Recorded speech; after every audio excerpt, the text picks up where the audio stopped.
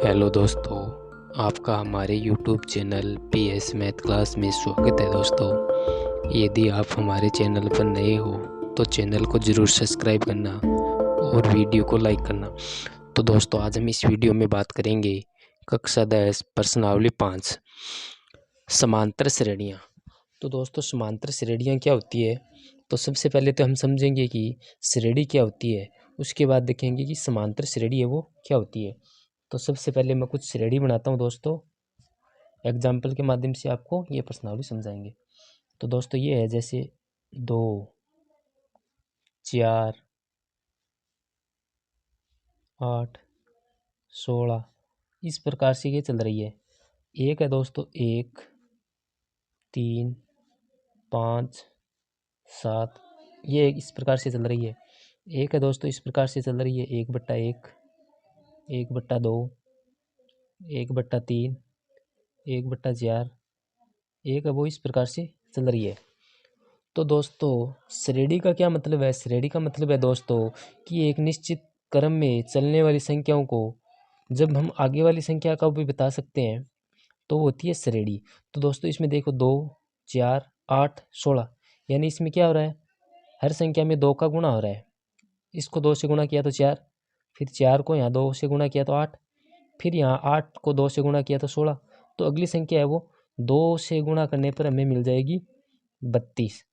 तो दोस्तों, ये श्रेणी है, यानी किसी निश्चित क्रम में चलने पर अगले पद को हम बता सके, वही क्या होती है? श्रेणी होती है दोस्तों। इसमें देखो 1 के बाद 3, 3 के बाद 5, 5 के बाद 7, यानी इनमें क्या हो रहा है? प्लस हो रहा है दोस्तों, +2 हो रहा है, सब में +2 हो रहा है। तो अगला पद है दोस्तों वो +2 करने पर मिल जाएगा, यानी अगला पद है 7 में 2 प्लस करेंगे तो 9। इसी प्रकार दोस्तों, इसमें देखो 1/1, 1/2, 1/3, इसमें ऊपर वाली संख्या तो क्या है? समान, नीचे है वो 1-1 बढ़ रही है, यानी +1-1 हो रही है, +1 हो रही है। तो अगली वाली संख्या दोस्तों 4 में 1 जोड़ेंगे तो 1/5। तो दोस्तों, हमें पढ़नी है समांतर श्रेणी। तो ये देखो गुणा करने पर जो संख्या आ रही है इसको कहते हैं दोस्तों गुणोत्तर श्रेणी।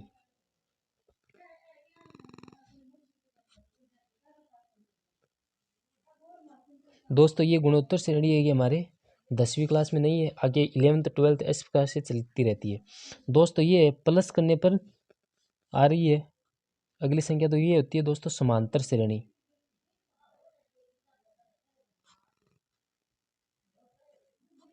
प्लस माइनस करने पर दोस्तों जो अंतर है वो समान आता है, तो समांतर श्रेणी। इनके बीच का अंतर है दोस्तों वो क्या है? समान है, तो वो होगी समांतर श्रेणी। ये देखिए दोस्तों, इसमें क्या है? ऊपर वाला अंश, नीचे वाला हर। तो दोस्तों, हर में क्या हो रहा है? परिवर्तन हो रहा है, तो दोस्तों इसको कहते हैं हरात्मक श्रेणी। तो दोस्तों, हमें पढ़नी है समांतर श्रेणी। दोस्तों, ये है वो समांतर श्रेणी पढ़नी है। तो अब हम कुछ समांतर श्रेणी के ही एग्जाम्पल लेके आपको मैं बताऊंगा। जैसे ये है समांतर श्रेणी।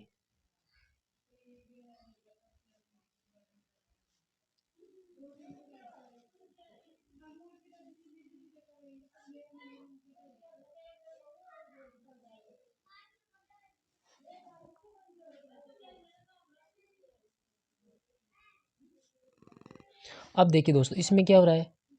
4 में +3 किया तो 7, 7 में +3 करेंगे तो 10, 10 में +3 करेंगे तो 13। अब अगला पद है दोस्तों +3 करने पर आएगा, यानी 13 में +3 करेंगे तो 16। इसमें देखो 10 में से 2 घटाया तो 8, 8 में से 2 घटाया तो 6, 6 में से 2 घटाया तो 4। अब अगला पद है दोस्तों 4 में से 2 घटाएंगे तो 2 आएगा। ठीक है, अब इसमें देखो 0 घटाया या फिर 0 जोड़ा, +-0, इसमें भी +-0, इसमें भी +-0, अगले में +-0 करेंगे तो 5 आएगा।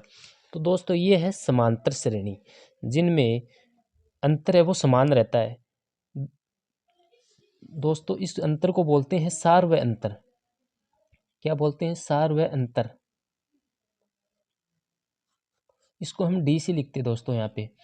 तो दोस्तों, सार व अंतर है वो पॉजिटिव भी हो सकता है नेगेटिव भी हो सकता है और जीरो भी हो सकता है। ये हमने अभी देखा है। इनके बीच का जो अंतर है वो यहाँ पे पॉजिटिव है, यहाँ पे नेगेटिव है और यहाँ पे जीरो है। ये भी दोस्तों एपी है, समांतर श्रेणी है, क्योंकि प्रत्येक पद में सार व अंतर वो समान है दोस्तों। तो यदि प्रत्येक पद में सार व अंतर समान होता है तो वो एक समांतर श्रेणी होती है दोस्तों। हम समांतर श्रेणी को एपी से लिखेंगे, आगे वीडियो में भी हम शॉर्ट में एपी बोलेंगे इसको, ठीक है। तो दोस्तों हमने देख लिया कि सार व अंतर डी है वो पॉजिटिव, नेगेटिव और शून्य हो सकता है। और डी किस प्रकार से निकालते हैं दोस्तों, अगले पद से पिछला पद। तो दोस्तों इसमें देखो, ये अगला पद, इसमें से घटाकर ये निकालेंगे। तो इसमें 7 में से 4 घटाएंगे तो 3।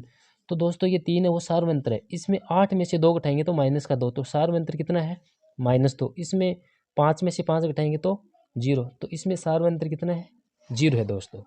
इस प्रकार से सार व अंतर है वो 0 भी आ सकता है, पॉजिटिव भी आ सकता है और नेगेटिव भी आ सकता है दोस्तों।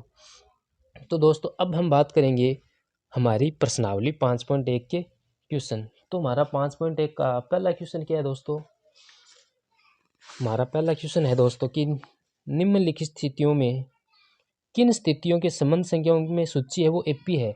हमें बताना है इन क्वेश्चनों में कि कौन एपी है और कौन एपी नहीं है। तो दोस्तों ये देखिए, ये है हमारा क्वेश्चन। प्रत्येक किलोमीटर के बाद टैक्सी का किराया, जबकि प्रथम किलोमीटर का किराया है वो 15 रुपये है दोस्तों। यानी इसमें प्रथम किलोमीटर जाने पर यहाँ से ले इस प्रकार समझ सकते हैं दोस्तों। मान लो ये दूरी है, ये 5 किलोमीटर है, ये 1 किलोमीटर, ये 2, ये 3 और ये 4 और ये 5। तो प्रथम 1 किलोमीटर का किराया दोस्तों वो है 15 रुपये, ठीक है। और प्रत्येक अतिरिक्त किलोमीटर के लिए किराया है वो 8 रुपये। तो दोस्तों हम प्रथम 1 किलोमीटर जाएंगे तो किराया है वो 15 रुपये। यानी प्रथम 1 किलोमीटर का किराया कितना हो गया। अब यहाँ पे क्वेश्चन नंबर 1 का हल करते हैं। प्रथम किलोमीटर का किराया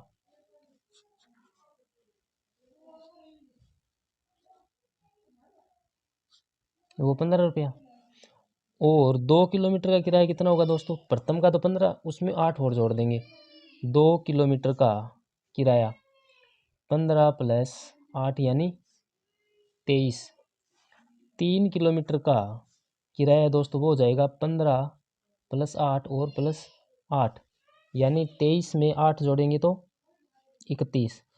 तो दोस्तों इस प्रकार से ये एक एपी बन रही है। जैसे 15 ये प्रथम किलोमीटर का, 2 किलोमीटर जाने का 23, 3 किलोमीटर जाने पर 31, 4 किलोमीटर जाने पे इसमें और 8 जोड़ देंगे तो 39। ये इस प्रकार से जा रही है दोस्तों। तो हमें बताना है कि ये एपी है या फिर नहीं। तो दोस्तों अब क्या करेंगे, हम सार व अंतर डी का पता करेंगे दोस्तों। तो 23 में से 15 घटाएंगे तो भी 8 बचेगा, 31 में से 23 घटाएंगे तो भी 8 बचेगा, 39 में 31 घटाएंगे तो भी 8 बचेगा। यानी प्रत्येक स्थान पर सार व अंतर वो 8-8 प्राप्त होगा। और सार व अंतर समान होने पर वो एक एपी बनाती है दोस्तों, यानी समांतर श्रेणी बनाती है। अब बात करेंगे क्वेश्चन नंबर 2 की। हमारा की क्वेश्चन नंबर 2 किस प्रकार से है।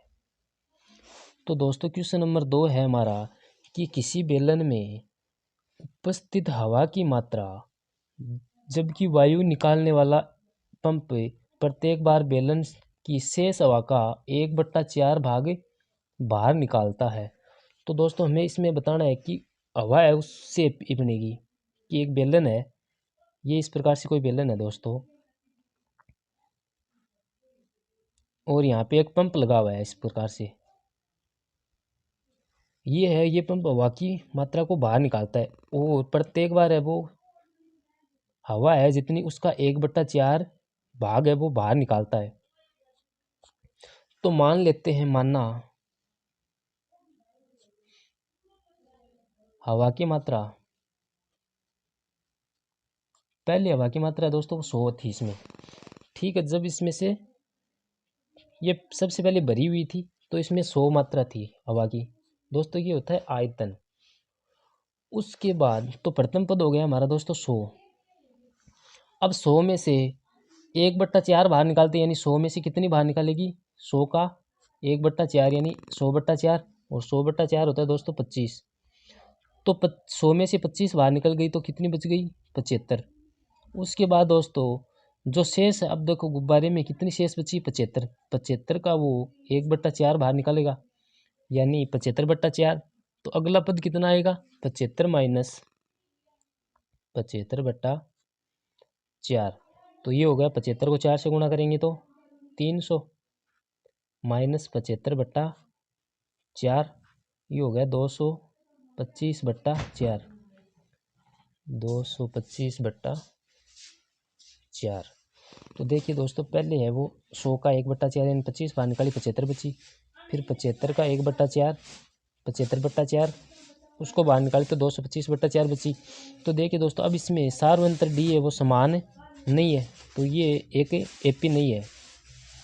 ठीक है, अब हम बात करते हैं क्वेश्चन नंबर 3 की, कि प्रत्येक